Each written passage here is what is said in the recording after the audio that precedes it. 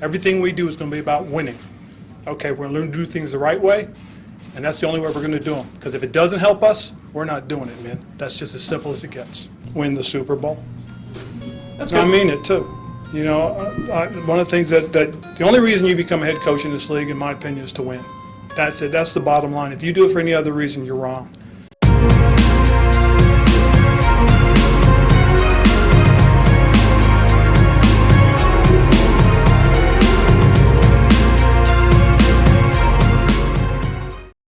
Hey football fans, welcome to the Washington Command Center. Today I want to talk about how I view Ron Rivera's job security in Washington and what it means to the future of the quarterback position in this new era of Washington football. An era that this proud franchise can once again command respect. And what better way to kick off this new era than subscribing here to the Washington Command Center so you can find your way back to some of the most opinionated and ice-cold calculated takes on all things Washington Commanders. And while you're at it, go ahead and hit that like button. I would greatly appreciate it. So first off, I've been hearing this sentiment in a lot of the fandom that Ron Rivera is on the hot seat and that he has to make a big play at the quarterback position. And this position has leaked into the national media a bit with the firing of Vic Fangio. And a lot of national media guys are viewing Ron's situation in the same light, proclaiming that if he doesn't make a big move at the quarterback position, he could find himself in the unemployment line at the end of next year. This way of thinking is being stretched out even further to bring up the idea that Ron's only choice to save his job is to pull out all the stops and trade for a big name veteran quarterback. I just saw Ryan Fowler of the Draft Network echo this sentiment on the Burgundy Zone, where he actually supported the idea by bringing up the fact that Terry McLaurin and other important players have upcoming contracts, and that means we're in win now mode. Well, before I even get into my point about Ron, I have to reject this notion outright. I think we're still very much building, and Terry's contract isn't just up in the future, it's up next year. So, unless we can win a Super Bowl right away and are fine with losing him right after, this idea makes no sense to me. People are comparing this 7-9 team to what the Rams did, and if they are, they aren't giving an honest evaluation of this team. That same basic Rams team just took Jared Goff to the Super Bowl and lost. They not only swapped in Stafford, who's a better quarterback, but they saved $12 million doing that by trading away Goff's horrible contract. But they also added Von Miller for pennies, who played like he was in his prime throughout the playoffs. And they also added OBJ for pennies, who was a huge help to them.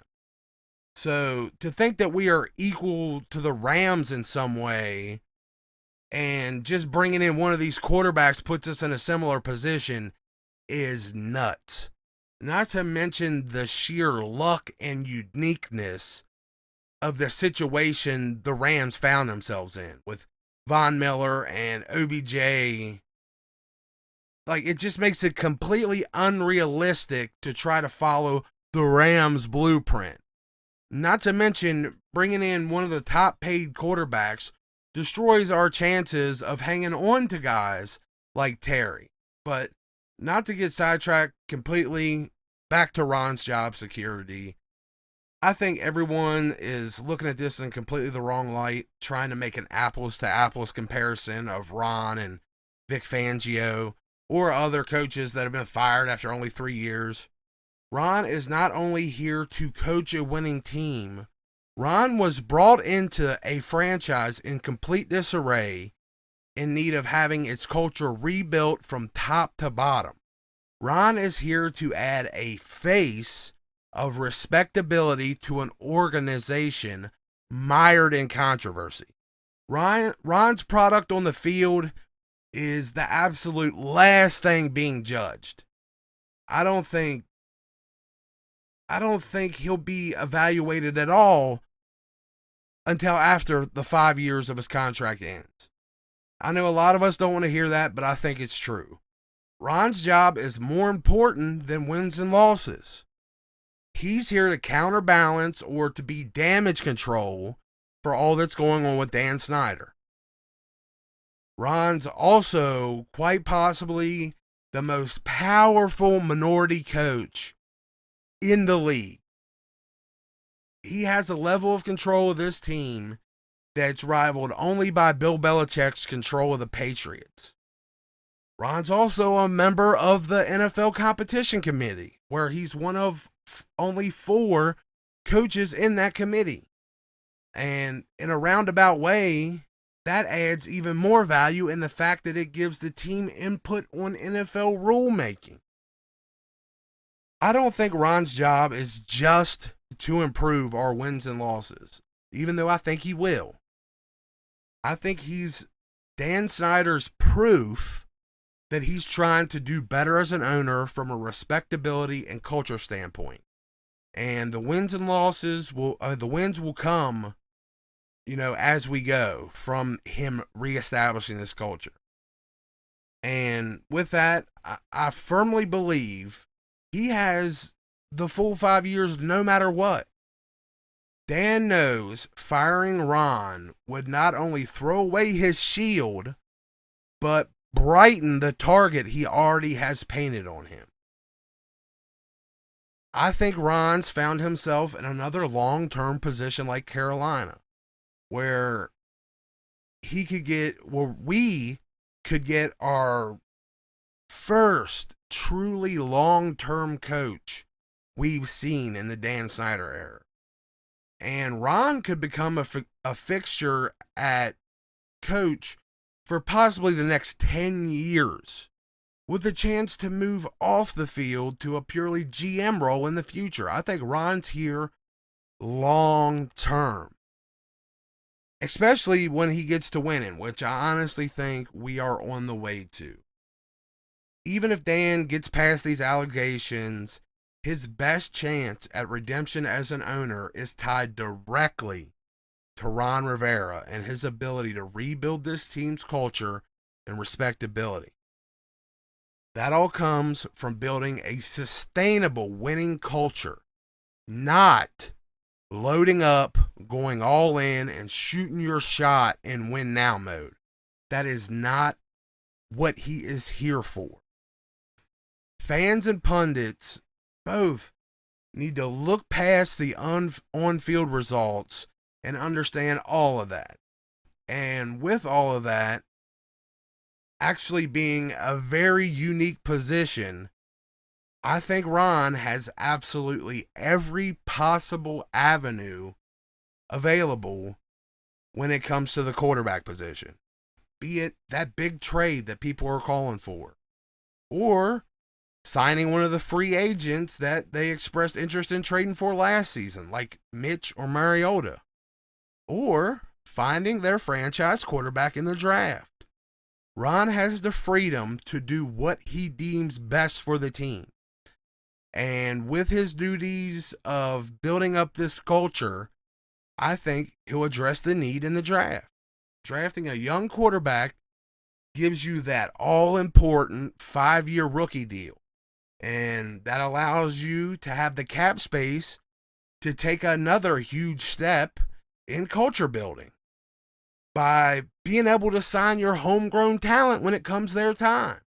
What better way to build that culture and work ethic than to show your guys if they work hard, they'll be rewarded at contract time. I personally think trading for a big money quarterback at the expense of your drafted talent is considerably damaging to the type of team culture Ron's trying to build. Now, you saw it with the title. With all this in mind, my opinion that Ron has all avenues open. I think the draft is the best. And I think Sam Howell is far and away the best option for us out of all of the draft. And in the quarterback position, period. I think he's far more pro ready than Malik Willis or Desmond Ridder, and he has more physical upside and ability than Pickett or Strong. I think he's the perfect blend of a guy that can start right away, but still can develop into something really special. He also comes with the type of special quarterback wide receiver connection teams are starting to chase. You know, he has that built in with Diami. And I think he gives us everything we're looking for at the quarterback position. He has mobility, toughness, arm strength, arm talent. He fits the offense well, you know, running RPOs like all college quarterbacks do. And that works fine since Scott used them liberally last year. But unlike guys like Corral who depend on the RPOs, Howell did a lot and some of his best work out of the shotgun or pistol, which Scott also used a ton of. Howell not only gives us value as a possible future elite franchise quarterback with that all-important 5-year rookie deal, or that general boost, you know, improved quarterback play gives the entire receiving core, but his chemistry with Diami gives a huge boost in value and performance to a third-round wide receiver, you know, we picked up last year. And that would eliminate our perceived need for a wide receiver too. And people act like I'm crazy for making the comparison, but Howell and Diami's connection really is special on that Burrow Chase level. People try to downplay it or dismiss it because Burrow was a consensus number 1 pick and Chase was a top 5 pick at wide receiver. But before losing all of his weapons and having this down year, Howell was mentioned as a possible number 1 overall pick coming into this season. And Diami was a huge steal. Even if our quarterback problems this year hamstrung his rookie season. Like, you had Chris Sims and other pundits that saw Diami Brown as a possible top 3 wide receiver in last year's draft, which was a packed group. He was right there after Chase and Devontae Smith in Sims and some other people's eyes. So we got very lucky that he slid. And the numbers speak to how special Howell and Diami's connection was and what they had. Burrow and Chase, through 2 seasons together in LSU, averaged 13.4 yards per connection, which is special and was definitely worth reuniting and carried them all the way to a Super Bowl. But Howell and Diami, in their 2 years together at UNC, one of which was Howell's true freshman season, by the way, coming straight out the gate as soon as he hit college, they averaged an insane, game-breaking 20.2 yards per connection. Burrow and Chase did what they did behind a Joe Moore award-winning offensive line with first-rounder Justin Jefferson, first-rounder Clyde Edwards-Helaire, and second-rounder Terrence Marshall Jr. to help divert some of the defense's attention. While Howell and Diami, their only bit of help came from 6th-rounder Daz Newsome, coming out of the slot mostly, and 2 very high-quality running backs. Now, I'm not saying that Howell is a better quarterback or Diami is a better wide receiver. I'm just saying that their connection is special, and we could use that connection to make Howell starting quarterback from day one. Howell would be coming into a hugely improved situation with us, being reunited with his top weapon, getting a huge upgrade over Daz Newsome with Curtis Samuel, fingers crossed on health, and a hugely improved offensive line.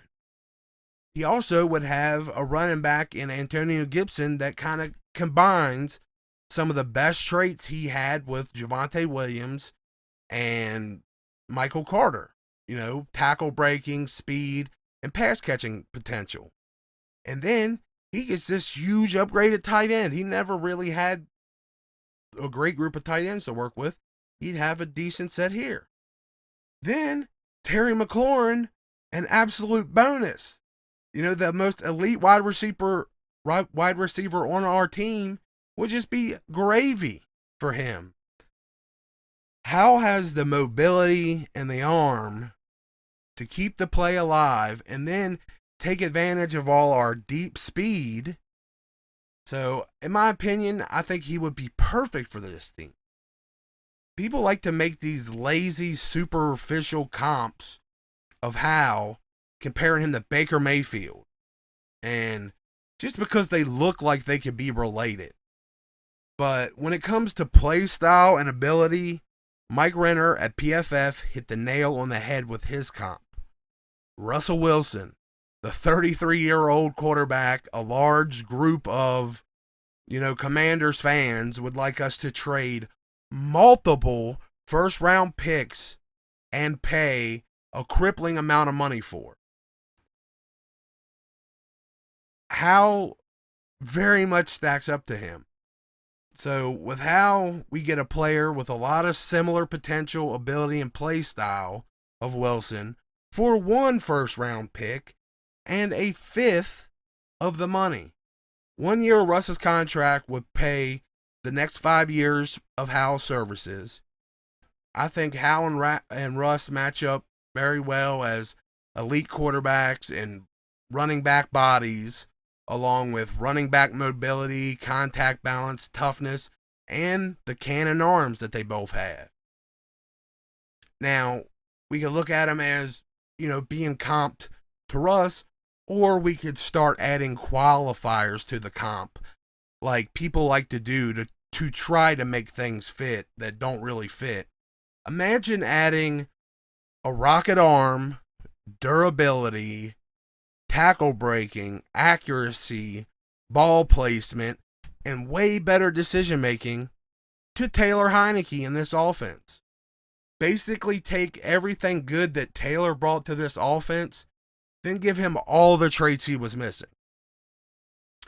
Now, for all of Taylor's faults, our team rallied behind him for his lead by example style. Taylor ignited this team around him because he showed that he was willing to put it all on the line to try to get the job done. Sam Howell showed, that big time trade-off this season at UNC with basically nothing around him. He put his team on his back and left it all on the field, game in and game out, showing the type of leadership that our players have responded to very well with Taylor Heineke.